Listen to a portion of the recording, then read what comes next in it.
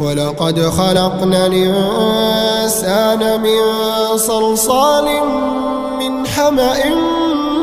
مسنون والجان خلقناه من قبل من نار السموم وإذ قال ربك للملائكة إني خالق